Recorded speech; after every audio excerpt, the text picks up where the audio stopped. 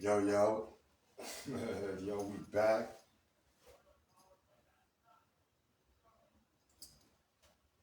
They kicked us out.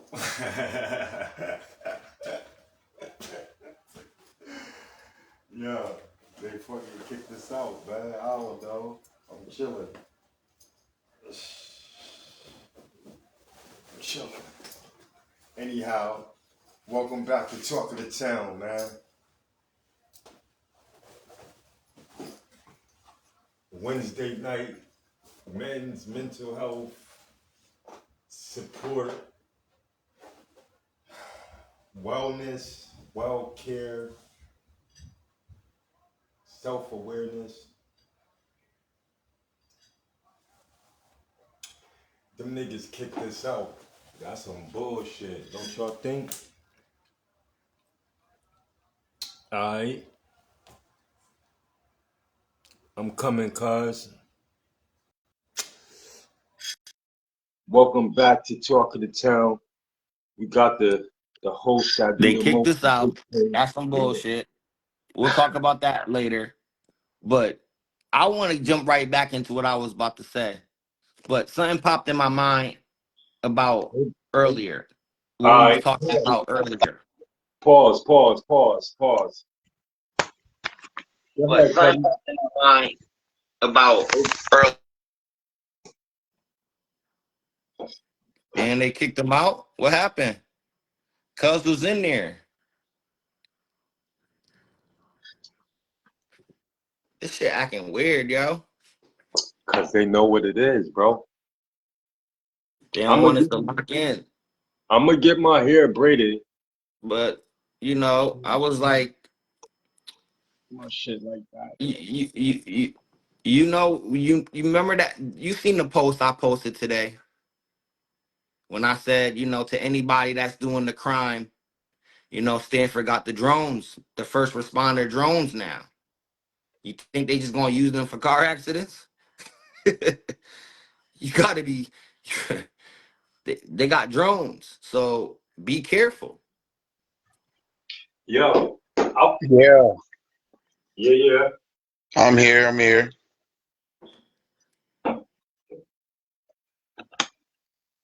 It seemed Well, like that's what dudes do out there is hustle. Everybody, you might have a job, but niggas is still hustling. Like, Because in reality, it's really expensive. I'm not making no excuses, but it's expensive, you know. So for certain people, that's their only option. You got other people that got other options, they just choose not to take them for any reason.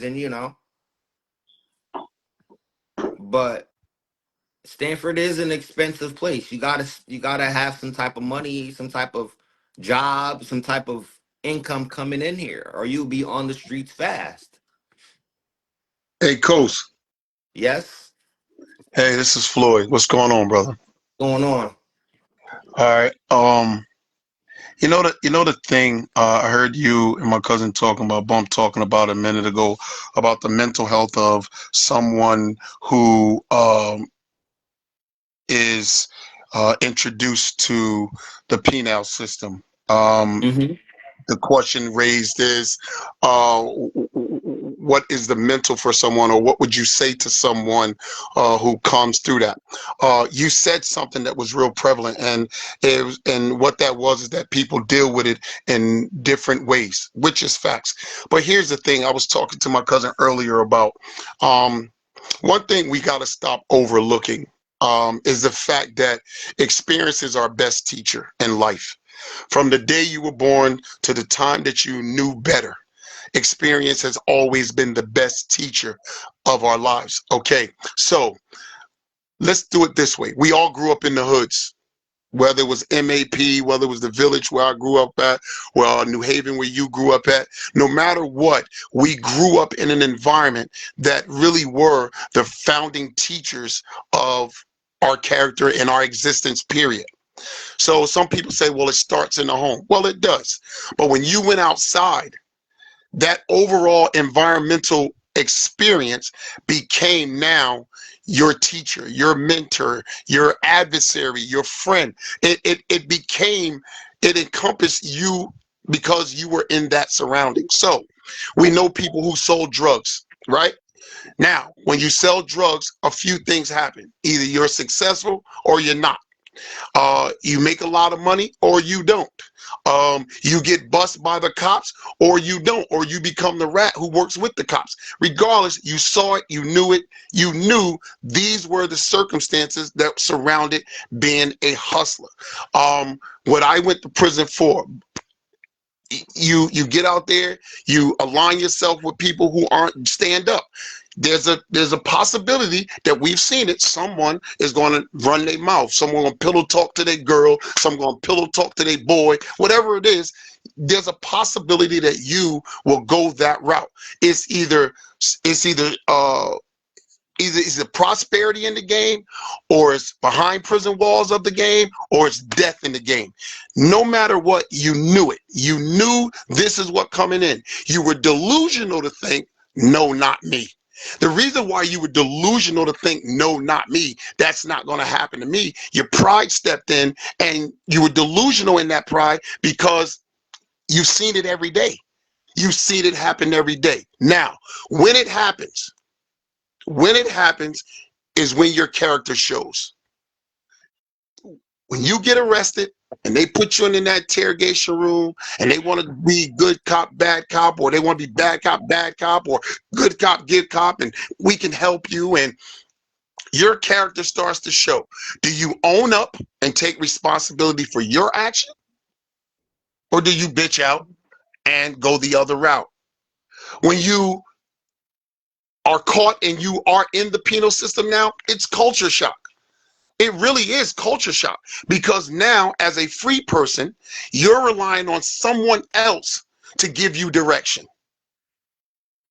Now, when you get put in a cell, you rely on them to tell you when you can come out, to take a bath, to eat, to use the phone call, go to visit, go to medical, go to work if you work in the jail.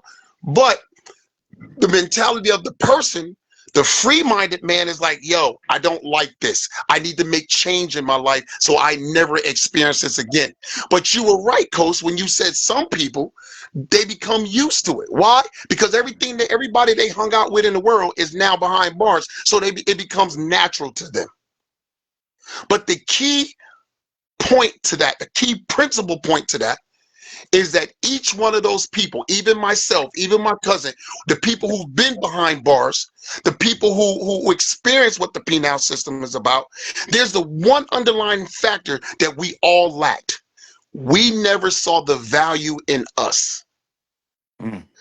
That's what it boiled down to. We never, ever saw the value in us. We saw the value in things. We saw the value in money. We saw the value in notoriety, but we never saw the value in us. All the young men that 19 and a half years, all the young men that I've seen while I was in that would go home and be right back. Literally right back. I had an incident where in Carl Robinson, I walked a guy to the gate that morning at 10 a.m. He was back in the same bunk by 1 p.m. Literally, he was back in the same bunk by 1 p.m. Myself, my man Lover, God rest his soul, we all walked this guy to the gate. That's when you can walk somebody to the gate. We walked him to the gate, and literally he was back in the same bunk by 1 p.m. But the recidivism is in his mind, because now he didn't find the value in himself. What I can say now, though, in being home going on 5 years, there's a lot of brothers that I've been locked up with, especially from New Haven and Hartford, that got football numbers, that got their sentences commuted, that are home now and they're doing excellent. Guys are in podcasts, they're in broadcasts, guys are working, they're in youth centers talking to kids. Some are going back into the jail to speak to the guys in the jail. They have found and realized the value in themselves. And that's what it's really about. You have to value yourself greater than the Department of Corrections or the system devalues you. See, they devalue the person, but they value the property of you. Big time. So when they put you on a bunk, they're getting paid for you, double time to be at, I might add.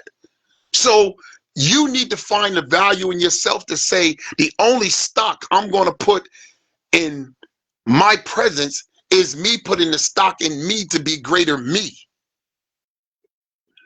When we talk mental health, right? I said this last time and I'll reiterate it always, because some people who aren't mental health deficient, they use mental health so they don't have to take responsibility and or accountability for their actions. Because we sit back and we understand that, yo, listen, wait a minute. I know if I do this, there's a potential for this to happen. I know if I take this, there's a potential for someone to see it and me to get caught. But then all of a sudden, when you get caught, now, yo, I was smoking dust. I wasn't in my right mind. My mental ain't been right. My mom didn't raise me. My dad didn't love me. My baby mother slept with my brother's cousin's nephew. Nah, baby boy. You're using it as an excuse. But when there really is mental trauma, you see the people who really do have mental trauma are the ones who show it enough to try to fight out of it. They don't use it as an excuse. They don't use it as a crutch. They don't use it as a vice. And most people with mental health issues, they do seek help. Most people with mental health issues will try to seek help, and it may not be medical help. It may just be talking to someone or trying to find another avenue to focus their attention on so they don't go wayward. Mm-hmm. I know the feeling. Like this podcast, like this live, for instance. Let's take this live, for instance. This live has channeled so much positive energy to all those people who are going through certain circumstances in their lives that they're able to hear and or share in some ways that they feel that they weren't able to do before. Yeah. See, realistically, idealistically, we would want everyone to be cured of what ails them. Realistically, not many people want to be cured of their mental health issues because they're comfortable in their mental health issues. And no one is holding them accountable for their mental health issues. Perfect case in point. Perfect case in point. How many men do we have out there that are not in their children's lives? A whole lot. Okay, so watch this. Watch this. The first thing, you would have to be a deficient mental person to not take care of that which came from you. Now watch. The first thing they will do is blame it on being in the streets. Second thing, they'll blame it on their baby mothers. Well, wait a minute. She's not mental deficiency because she's still there. So there is no responsibility and or accountability. So yeah, they do have a mental deficiency. It's called selfishness. The only people they care about is them. We're on a line where I heard my cousin say earlier, and he talks about this, and he and I have talked about this, about his time behind the walls. The walls behind the walls are going to do a few things. It's either going to wake you up, it's going to keep you deaf, dumb, and blind, or it's going to instill in you something that was dormant in you, and that's the instinct to survive. Now, in that instinct to survive, you either go to school while you're in there, or you get a job while you're in there. You focus on something to better you while you're in there. That's the value. That's where the value comes from. Or you become the guy who wants to have a hustle in jail. You want to get a chick to bring you weed in, base in, whatever. You want to hustle in jail.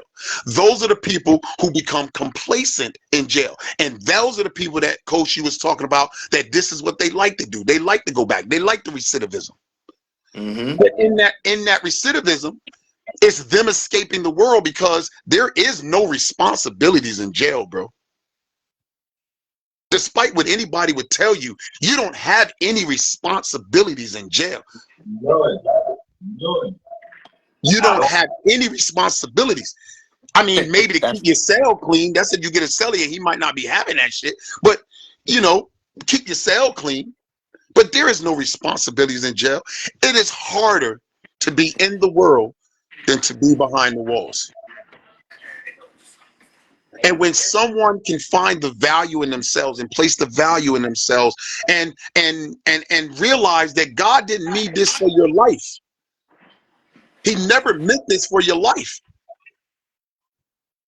He tells you in every book, whether you're in the Quran, whether you're in the Bible tells you. Like even in Jeremiah 29:11, the Bible says, "For I know the thoughts of you, thoughts of hope, that you may have a good life, not a bad life." So he didn't never want this for your life. It's a choice that you make. Hence, responsibility and accountability. No one can ever say they weren't taught the wrongs in life. No one. And if they did, I would ask them, what bubble have you been in? We see it all the time. We see it on the news. We see it in our hoods. We see it in our families. We see it. It's there. It's ever prevalent. But we make choices. We make choices to take a route. And in making choices to take that route, we need to take accountability and responsibility for those actions and then move forward. I heard someone on their platform today bring up the Max B situation. And they would talk about, oh, why people sitting back and getting all riled up about this dude, and y'all worshiping the wrong thing in this dude, man. He coming home, he was a prisoner. Yeah, you know what? Guess what? And I said this to Bump today, and Bump can confirm it. Yeah, he was a prisoner. He was a prisoner. He did something. He took accountability for it. They gave him time. He went in and did his time. And under the adage that the United States say, they say when you do your time, you should be able to come out and you paid your debt to society. You don't gotta sign on for Gibo. You know what I mean? Yo, who's that? And who's that I hear in the background? That pardon me, my fault. All right. So now he's paid his debts to society. So now we look at Max B and we say, okay, wait a minute. He was a celebrity before he went in. He was a celebrity while he was in, because the nigga he got beef with kept his name out there, so everybody was familiar with who he was, and he's a celebrity, more of a celebrity when he came home. So now in that celebrity, he may be able to teach young boys that it's not cool to go to jail. It's not cool to walk that walk. So why would you be on your live talk about, oh, why everybody sitting here all riled up about Max B and this, that, and the third? That sounds like a hater to me. What you should be saying is, I pray that Max B starts showing people by his example that they don't have to go that way. I pray that Max B's mental health is different than that of when he committed that crime. I pray that Max B starts showing people that, yeah, there is a redemption story once you come from out of prison. I'm a redemption story. I got about 12 other dudes I deal with that I talk to on a regular that are doing movies and everything else that are redemption stories. 27 years, 29 years, 32 years in prison, 19 years in prison. And they came out and they're realizing the value of themselves. So when I see people want to hate on somebody for their downfalls and what they did, and you want to talk bad about them because of what they did, yeah, he went to prison. But when he came home, I heard him say in one interview, it's something that you would never want someone to go through. To me, that starts the redemption story. To me, millions of people may have heard that. To me, if one person heard it and says, you know what, I'm giving up these streets, then Max B has done his thing by giving out his message, his testimony in life. We got so many people that want to exalt themselves above the next man like they did so good. No, I heard you say, Coast, real talk, and I respect what you said. I ain't never been to prison. And I am so happy for you that you didn't have to go through that experience. But there's some dudes out here, Coast, I promise you there's some dudes out here, oh, I ain't never go that route. I ain't never made that decision. But that still doesn't mean that you wasn't out here being a grade A piece of shit. Yeah, I know that for a fact. Exactly. That's So why when you it ain't nothing to brag about. exactly. So when you sit here and want to talk about another man's downfall, hey, we're all flawed. We all have fallen short and come short of the kingdom of God. We all have. We all have. We made decisions. But guess what? Every day that God wakes you up and breathes air in your nostrils, you have another day to get it right. Another day to chip away at that being flawed. And I don't appreciate when people don't think about that. And that I can pray for this brother or reach out to this brother to see how I can help him, but instead is, oh, I don't understand why everybody want to sit here and act like he did something good. He was a convicted felon. So was I. So was I. And what? It didn't change my character. I'm still flawed. I'm out here. I work a full-time job. I take care of my wife and my grandkids. I take care of people that I deal with. I started my own security company. I started with 10 guys. I got 80 guys on my roster right now. I give jobs to niggas who've been incarcerated. So what more you got to say about me? And furthermore, they talked about Jesus Christ. So I don't think Max B cared that you was talking about him. And the person knows who I'm talking about. But the reality is we have to get to a point where we love on brothers, man. And that ain't no homo shit. That's real love, genuine brotherly Real love shit. on people. Like, because I heard a person say one time, I'm my brother's keeper. Like, no, the hell you ain't. You ain't my keeper. There's no way you're my keeper, bro. There's no way. There's no way you can say you're my keeper. I'll reiterate it one more time for those who never heard it. For those who never heard it, I will reiterate it for you. When Cain slayed Abel, he had the mitigating audacity when God asked him, Cain, where thou is thou brother's Abel? To say, I don't know, am I my brother's keeper?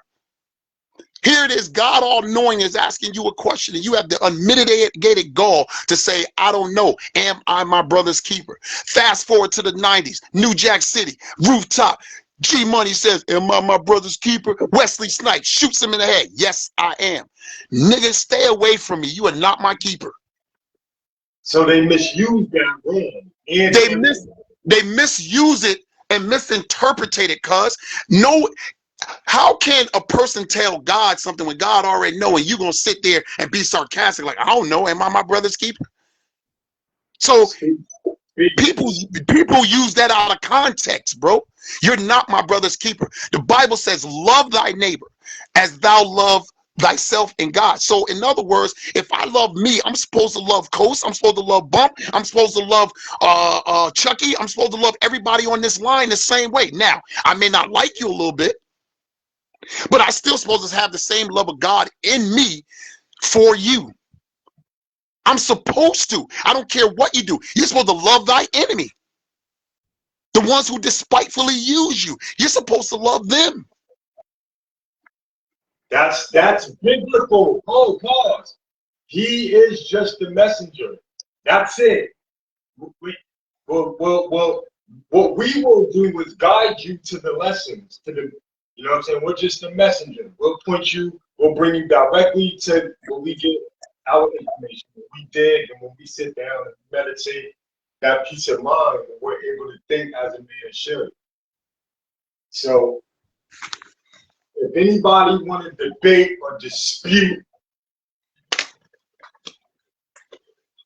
we're just the people who will take you right to the source. What are they disputing or debating? It ain't up for debate or dispute. Some people want to debate the truth. They want to be like, nah, that ain't true. No. But They we debate with don't. themselves. You let them debate with themselves. You heard First that of all, statement? first of all, Debate with the let's truth. understand You heard that statement? That's God's crazy. God's word, whether you take it out of the Torah, the Quran, the Bible, God's word is beyond reproach. Some people will say, well, they said that in the Old Testament. Well, guess what? It reiterated in different language in the New Testament. Just study to show thyself approved, and you'll see that it's been reiterated. I would never sit back and defile God's word by debating with someone who has a closed mind. I would never do Hell that, no. because everything that I've just said is factual, it's biblical, it's there. You got a problem with it, then you need to take it up with the God that gives you energy, that gives you breath. Like, you would have to take it up with him, because, you know, at the end of the day, we're all but mere flesh. We're all with sin. So if anybody wants to debate God's word, I'm not the person, or you're not the person, or Bump's not the person to debate God's word with. The only person you can debate God's word with is him. Why? Because it's his. They weren't my words. Like Bump said, we're messengers. You know what I mean? They're not my words. There's no need to debate God's word with me, because they're not my words. That's why I said it's not up for debate. Like you talking to yourself now.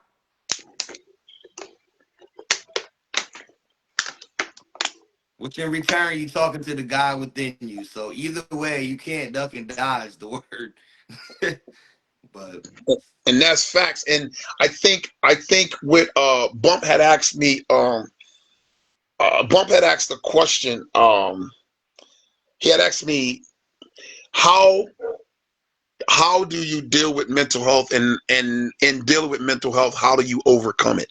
Right? The first and most important thing about mental health is to acknowledge it, acknowledge that you have something going on. I'm not going to say you have a problem, because using that word has negative connotations. So I wouldn't use that word. I would say you have a situation going on.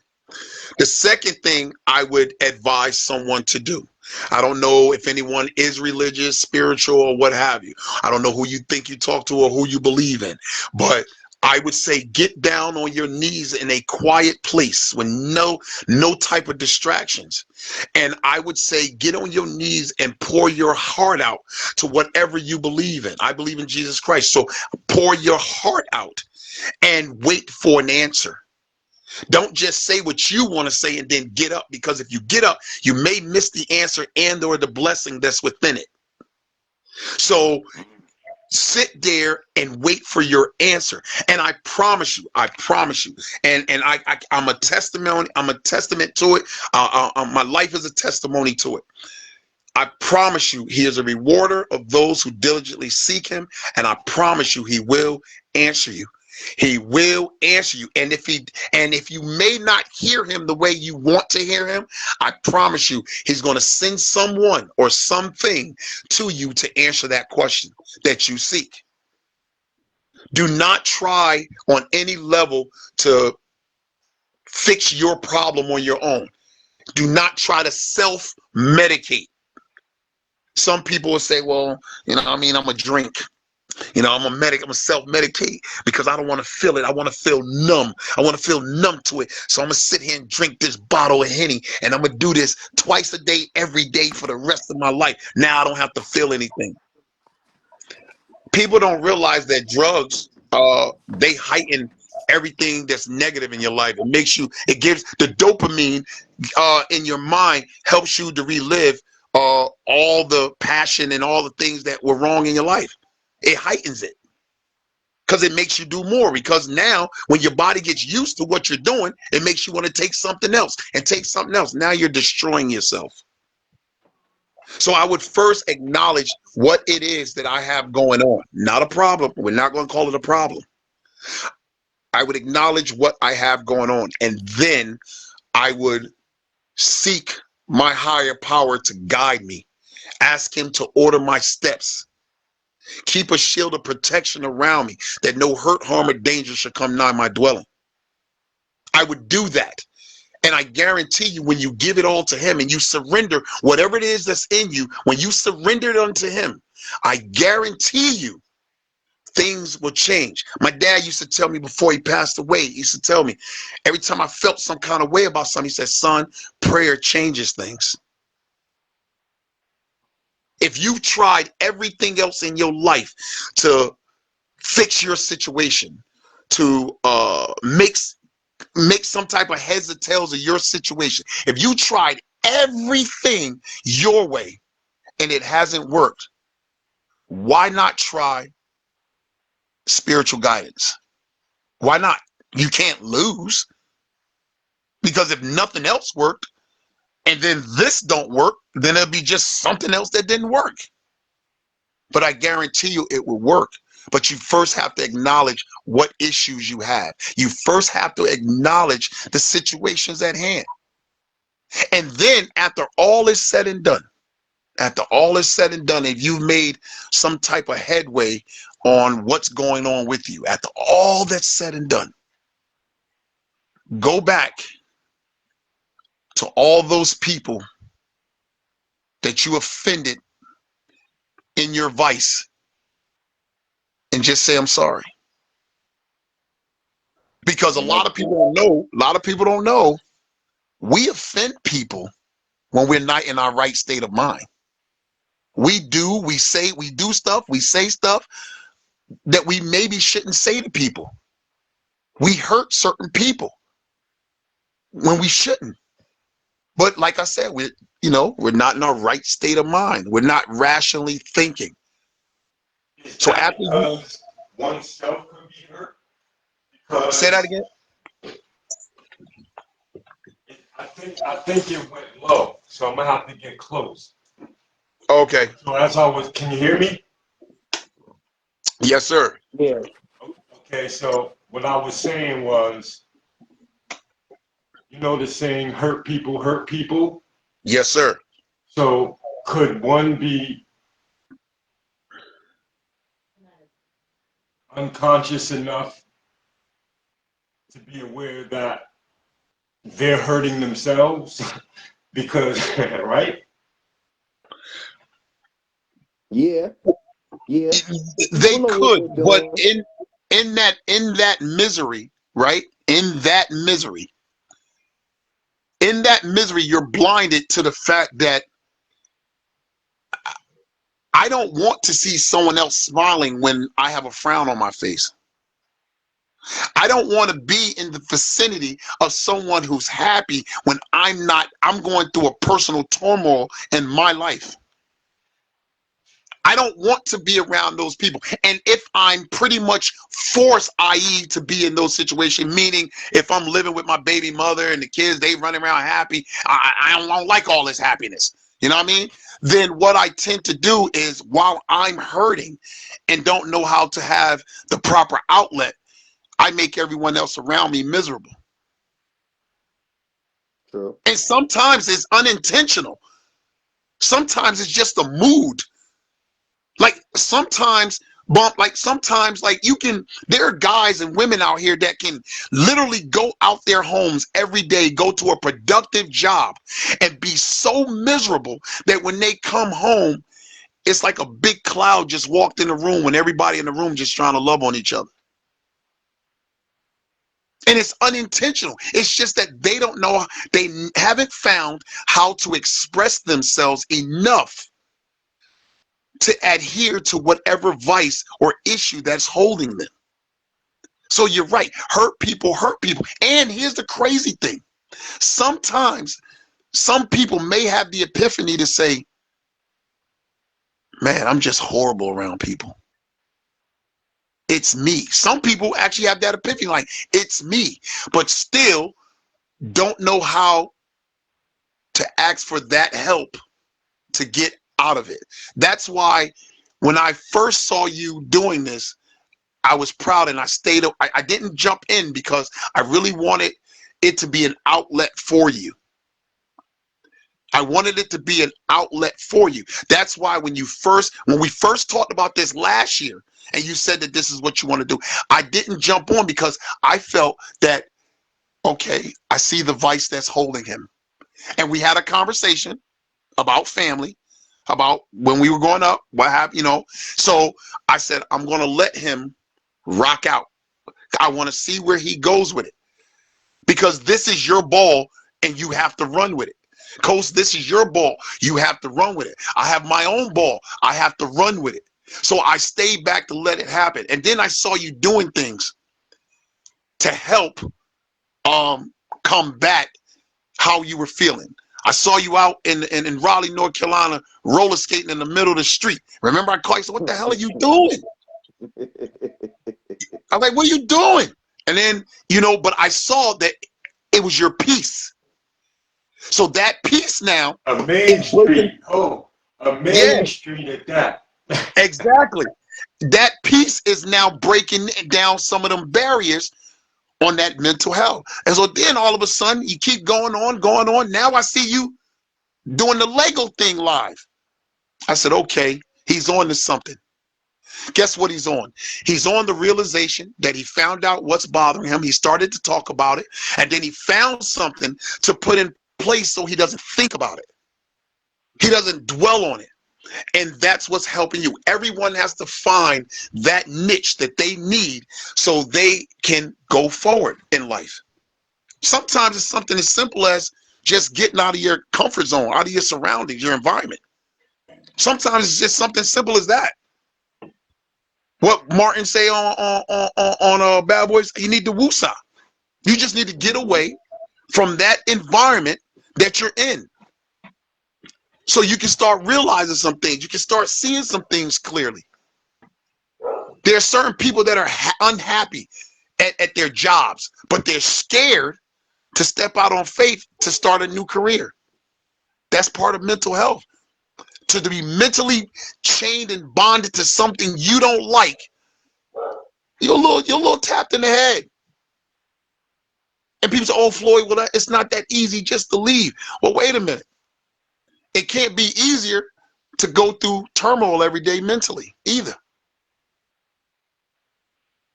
We all got to find the value in us. We all have to touch that part of us that makes us secure. One has to know oneself so that they can prosper in life and so they can help someone else.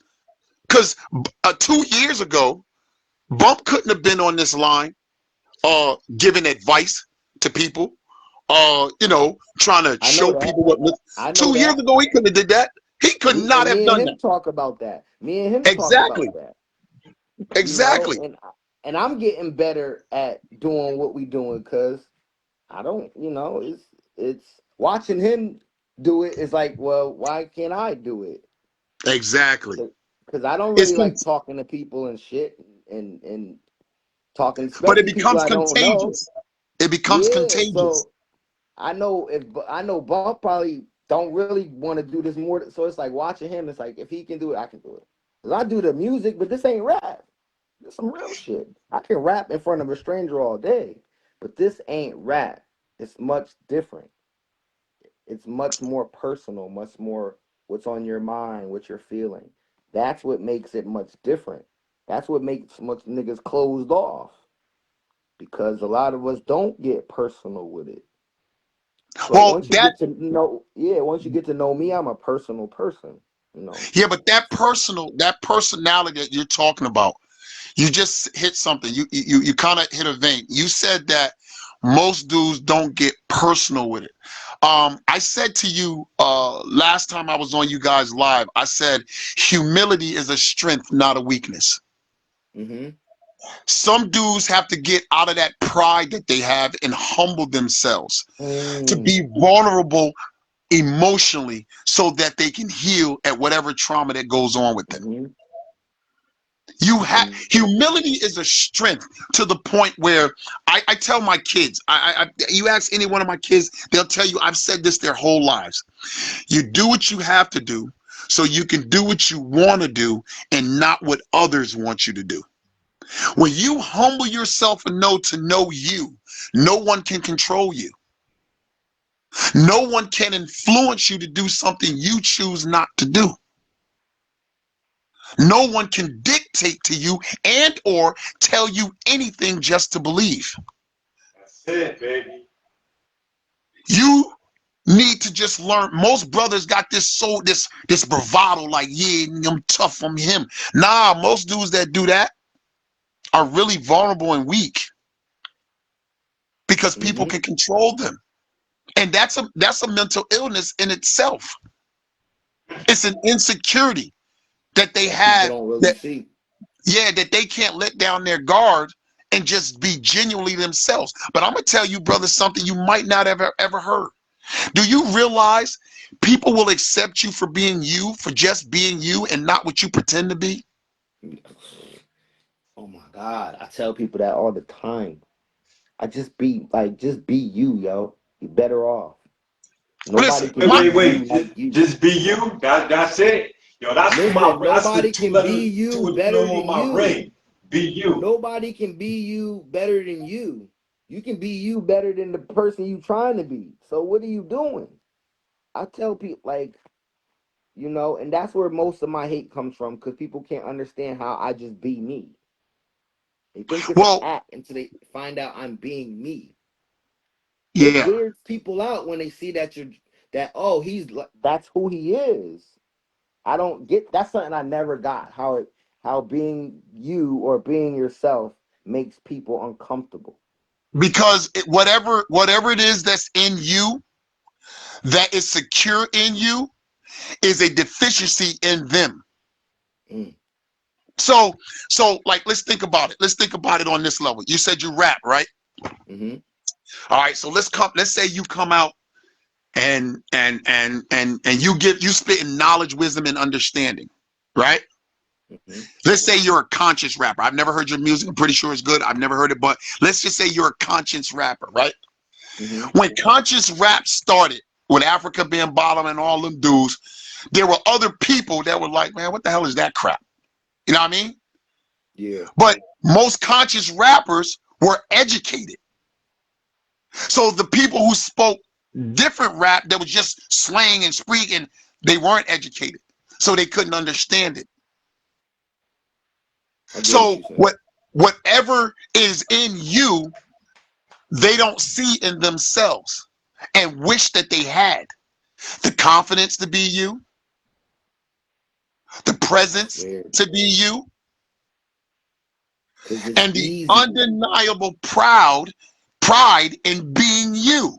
They don't have that in themselves. Coach, let me tell you something. It's Coach. easy to be yourself. I like, that's something I can never grasp.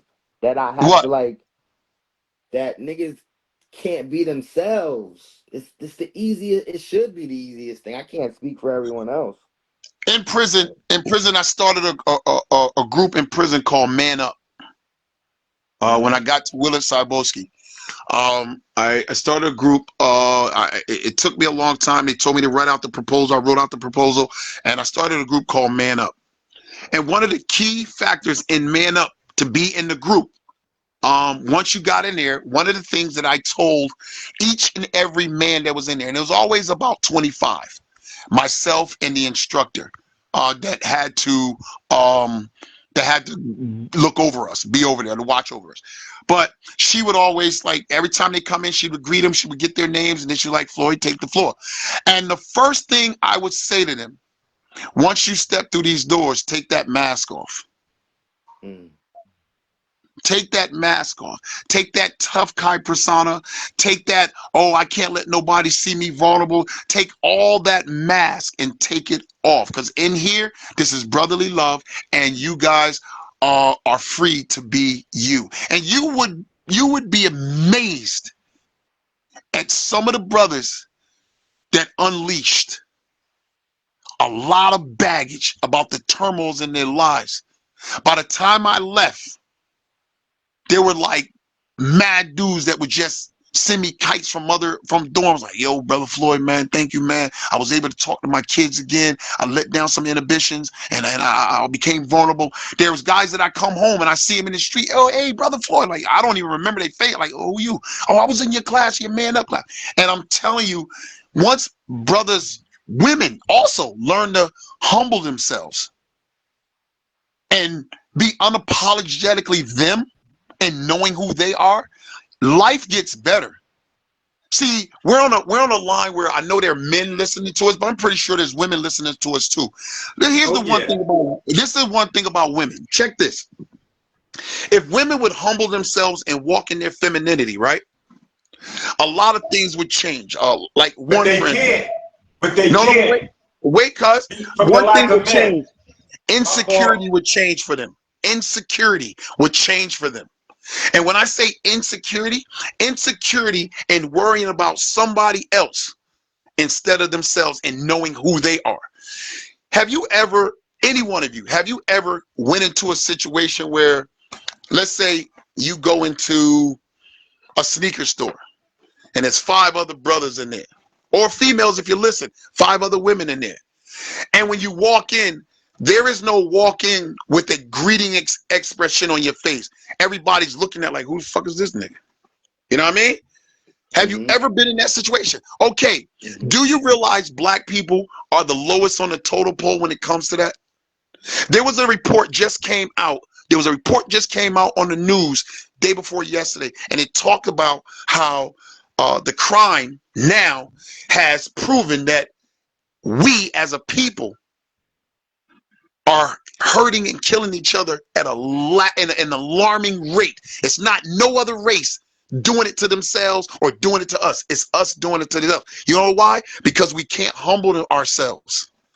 We can't let down our inhibitions and let this pride go. We can't walk in our natural selves. Most of us aren't. Well, I ain't gonna say aren't me. I'm not gonna say most people aren't just mean, hard, tough killers. No way. No way. And I know that too. And then even the niggas that's like that are not like that all day damn long. I'll tell you, you said you never been to prison. I'm gonna tell you about the guys that are like that. I'm gonna tell you about the guy. You said you never been to prison. Let me tell you about the guys that are like that. The guys that are like that sit in their cell and cry too. I want to go home. They do. I want to go home. They do, man. They sit there. That's when their humility comes out. That's when they let down their pride. They were so tough in the world, living up to a reputation, that when they get behind them walls and that time starts to hit them, I want to go home, crying in their pillow sob. So even them at some point got a breaking point where the humility has to come in. I've seen it in the free world, where the free world is broken of man down to tears and they can't take it, and they the toughest thing. So I've seen it in the free world. So, you know, at this junction in life, man, I think what you brothers are doing is it's an awesome thing. It's an outlet for men and women. It can help people open up. Even if someone doesn't want to talk, it can help them seek out help. Like Bump, you do the Lego thing, right? That type of getting into that type of hobby, that's an outlet. Whether people want to see it or not, it's very therapeutic. That's an outlet, bro. Being on them roller skates, that's an outlet, bro. You find something to do that keeps your mind off the things that try to ail you, bro.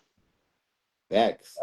And I think what you and Coast are doing, I think the talk of the town, I think it's good, man. I really appreciate it, and I'm proud of you, brothers. I would say this, and I'm unapologetically gonna say this. Vet who you bring on.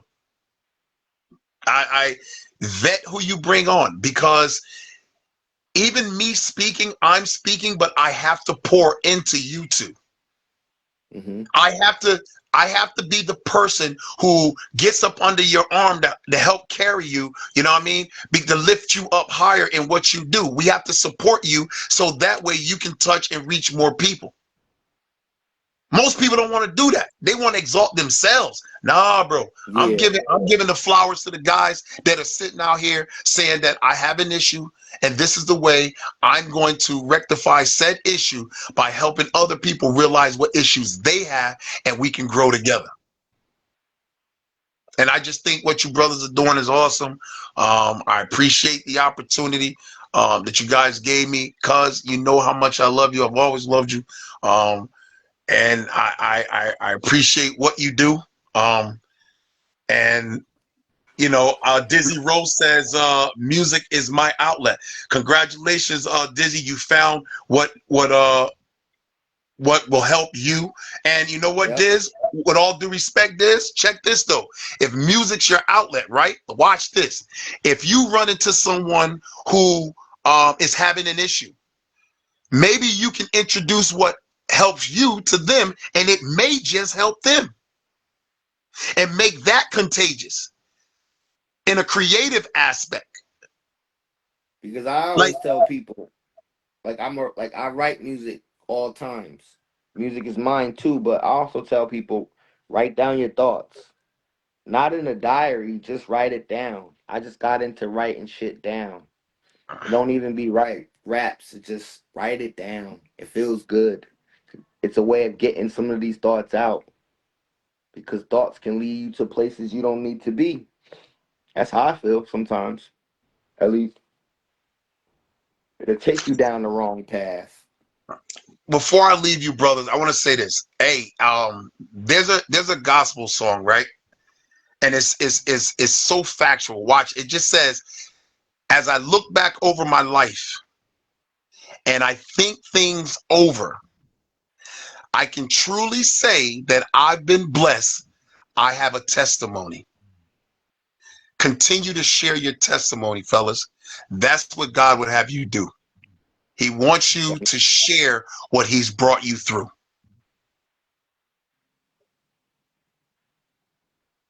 Blessings. You know what I mean? Cuz I love you. I got to get on here to do my payroll. I love you guys, man. Hopefully I can get back on here with you at some other time, man. We can talk about another subject. You know, we got a lot that's going on in the head. Business, whatever y'all want to talk about, man. But hit me up, you heard? All right, so before Yeah, you leave, man, tell the people before you shoot off, reiterate what you got going on. I know you got a healthy roster, but let the people know what you got going on, man, and what you're doing out in the community, and what in the future, what you may have coming if you don't have that now. Okay. We heard you say you have your own LLC, so let's elaborate on that. So you know, I do own my own security company. It's called Lawrence Protection and Entertainment Consultants. LPEC. What we do is we run security. We have a security team. Like I said, I started with 10 people. I got 80 guys on my roster now. We've done a number of concerts. I've been invited to secure a number of concerts down in Stanford and beyond in New York. So I've taken brothers who used to be incarcerated that needed an opportunity, and I put them down on the team. And they travel with me. You know, people like 50, Tiana Taylor, the Locks, Buster, whatever we that we've done. We also have in that entertainment consultant situation, we help people do concerts and shows and music and things of that nature. Also, we got a lot of things going on where I work with a company called Parachute Concerts, and they got things going on for kids. Like in particular, if for those of you in Connecticut, New York, New Jersey, wherever, because we got people that come over from all over. We're down in the Stanford Town Center on the 5th floor. We got a thing going on called Holiday Wish. Come on down, bring the family. Also, I'm starting to do a lot of speaking engagements where I'm speaking on prison reform.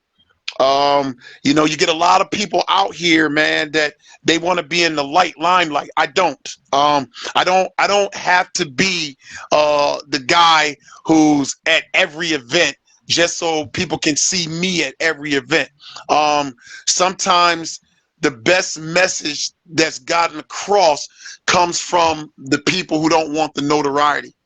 And I don't really want the notoriety. I sit here and I talk to people like I'm talking to you guys. Every now and again, I get on Facebook, I get on platforms. I don't want any type of reward for doing what I'm doing because, like I said, as I look back over my life and I think things over, that I can truly say that I've been blessed because I do have a testimony. What people don't understand, cousin, I'm gonna say this real quick, is that my time that I was given in prison was 40 years, man. And I fought this case while I was in prison. From the guys that did what they did, they didn't get no jail time. I got a case where they hit me with a mastermind charge on a crime that I wasn't even at. So when we look at it now, in hindsight, I'm like, yo, listen, I'm out here 13 and a half years due to a good new prosecutor and a good judge who saw right through the BS. So I have a testimony and I'm out here and I want to share with people. Also, I want to say for anybody on this line that's listening, if you know any wayward little kid, young man, YN as they call them, if you know any wayward YN, whatever they call themselves, and you're in a position like you got a job, you own your own business, you know people, reach out to someone to grab at least one of those kids and say, listen, I want to show you something different, man. I want to take you to work with me. I talked to my boss. He said it's okay. I want to take you to work with me so I can show you that there's something different, bro. These kids aren't being shown something different. The narrative that's being spilt to these kids is that the streets is a good thing. Negativity is a good thing. No, it's not, bro. So if you have an opportunity to grab one of them up to show them something different, show them something different. Just don't talk about them. Don't be like, yeah, them little niggas, man, they say ain't no talking to them. There is talking to them. A lot of them kids are out here in the street and they're acting out because they don't get it at home, bro. They don't get it at home. So if you got an opportunity to get a young kid that you know that maybe he's 19, 20, 21, that if he got his CDLs, he can drive trucks, and you drive trucks, then, yo, show him. Show him. I'm taking 4 young men out of Bridgeport and West Haven to my spots where I do security at, just to show them. You feel what I'm saying? To teach them, man, what they can do. You have to get involved that way by showing them. You can't get involved by trying to talk to them because action speaks louder than words can ever be, bro. They speak louder. You get all these dudes, these old school dudes who got jobs and stuff. They be talking about, yeah, I'll give money to this and these little white. Nah, man, take them somewhere. Take them to a job and show them what is. Show them that they can go get their CDLs and learn how to drive and get on the road. Because you know what? If a kid from the neighborhood who's old enough to get his CDLs and get on the road and start driving to different states and stuff like that, guess what? He gonna learn something about himself.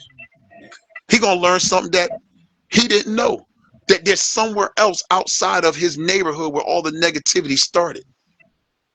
There's other places that he can go. I got a cousin right now from Philly, used to be one of the largest drug dealers there is. He waited till he was 50 years old to get his CDL license. He started driving trucks and all he kept saying was, man, cuz I love this. I love this. I'm out here. I'm in North Dakota, California, Texas. I ain't never been to these places. He never went outside of his hood. Show these kids something different. Show these kids something different, bro. As a matter of fact, it don't have to be a kid. It could be one of your boys that's going through something. Show them something different. Introduce something different into their lives, man, that they may make a change, man. And then what? Like I said, I used the word contagious. It may become contagious because now, if they wasn't in their son's life, they might go back and start showing him something different. Make love contagious, bro. Make love contagious. Oh, can I say something, cuz? Go for it. Yo, I got mad hobbies, though. I don't be ODing, because when I OD, that's when the hate come in like, you doing too much. Oh, hold on. I just told you, they talked about Jesus Christ. Why do you care about them talk about you? Listen, you can only control your mental health. You can't control somebody else's. So if you need to do 4 more hobbies, go and do them. No, listen. So, you know, I be planting plants and shit too, right? No, I didn't know that. Yo, I'm about to plant 5 bonsai trees. Probably tomorrow What you about to morning. do? I had got it for my birthday. A lady friend ordered the shit because she know what I be into. And these joints are super exotic, so I can grow my own. So I'm gonna probably do a live while I do that. Just to, you know what I'm saying? But yeah, I do, bro. I got hella plants. I got a couple trees and shit. You know what I'm saying? Yeah, I Listen, got mad hobbies. whatever makes Like you my happy, Xbox. whatever Whatever makes makes you you happy. happy, whatever makes you happy and makes you feel whole and comfortable in your own skin, do it, bro. If people stop worrying about what someone else is doing and focus on them for a change, they'll realize that they spent too much time having somebody else rent space in their head. That's called minding your business. I be minding my motherfucking business.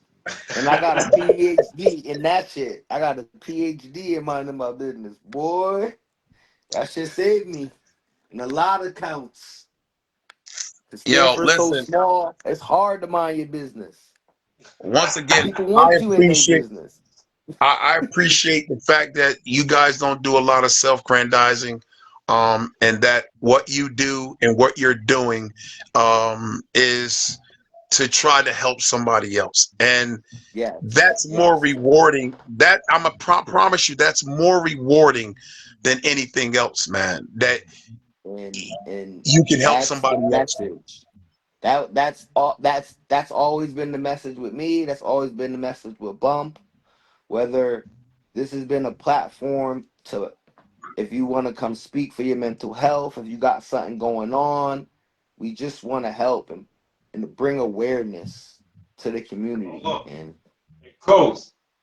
what's But up? to everything we do, you know it's always a backdrop, right? I think we'll What have tell to me do what a you mean in the wrap up back? on the backdrop shit.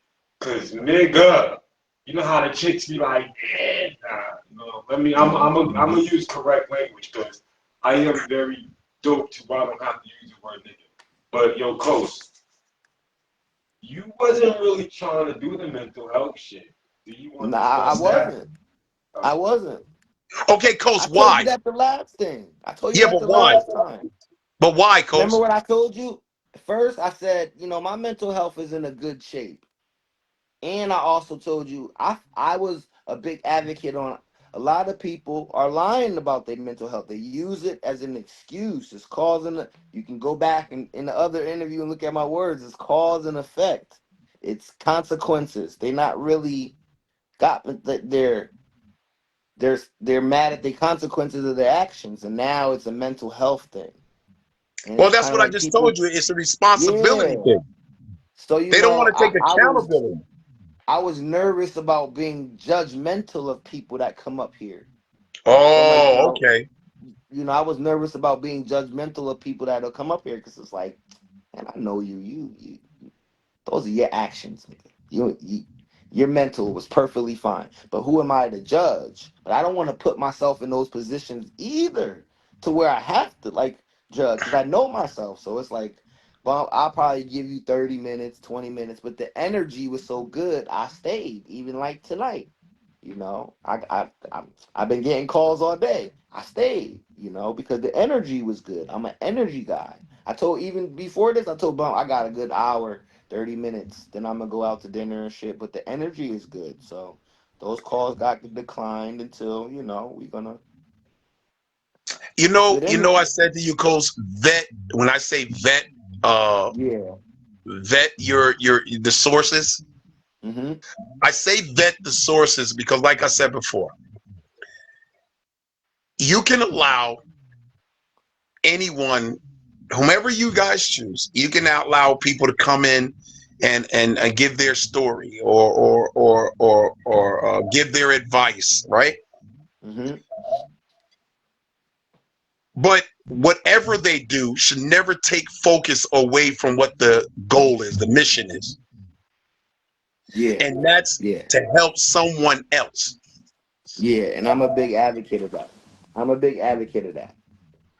I'm a big advocate of that, for real, because that's what that's what this is about. That's what the platform is to help.